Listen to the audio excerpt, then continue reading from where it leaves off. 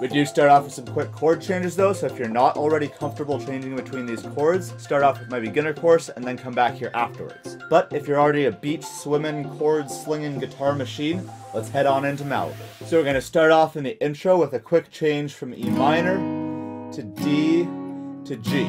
Then we're going to double our speed and go back to D and then C. And then you're just going to hold the C for 4 beats.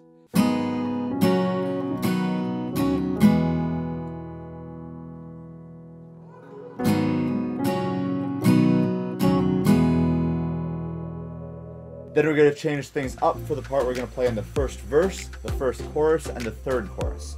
This song changes its energy level in different spots, so sometimes you want to break it up like this instead of, say, a verse part and then a chorus part or something that you play for each of those sections. Sometimes you want to bulk them. So what we're going to do here is really simple. These are the slow parts of the song, so we're just going to do single strums before switching chords. You're going to go from an E minor to a D, and then to a C twice. Shouldn't take much for you to get it all. And remember, you can follow along with the song better with the chords and lyrics in the description.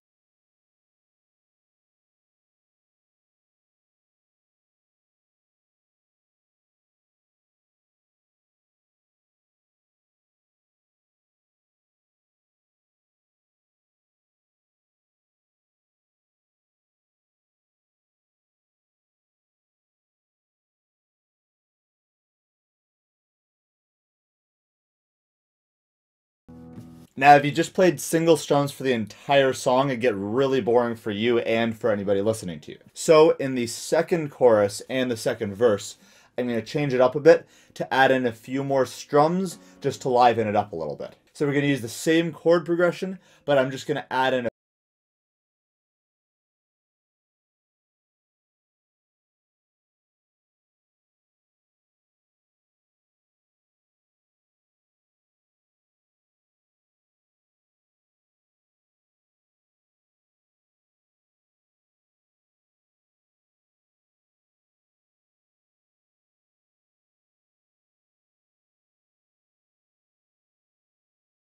Then I'm going to change up the strumming one more time as we go into the last part to learn the song, the refrain. The chords are going to be the same, and as you can see what I'm doing here is I'm changing up the strumming in different parts of the song, because otherwise it would be really boring. There's plenty of songs that use the same chord progression the entire song, but they keep you hooked by changing up the strumming, changing the timing, adding in other instruments. You get the picture. If we just play the same strumming and same chords the entire song, it'd just be a snooze fest. So let's try out the strumming pattern for this part. The strumming I'm going to use for this section is a little more complicated. Let's try it out.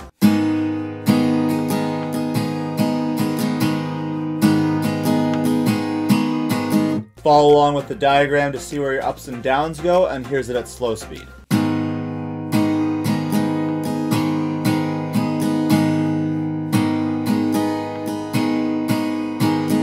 Once you can do that, throw it on with our chord progression from the rest of the song.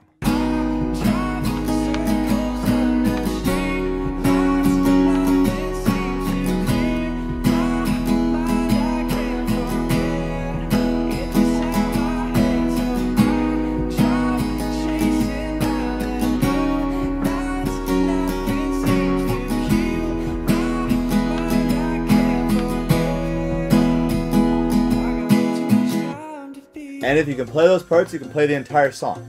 Now, the one thing to note is that if you want to, you can just play one strumming pattern for this entire song, and it'll work fine. I just add in the other ones to change things up a bit to make it sound more interesting, and honestly make it more fun to play. But if all you want to do is make this simple, then you can just play one strumming pattern, one chord progression this entire song.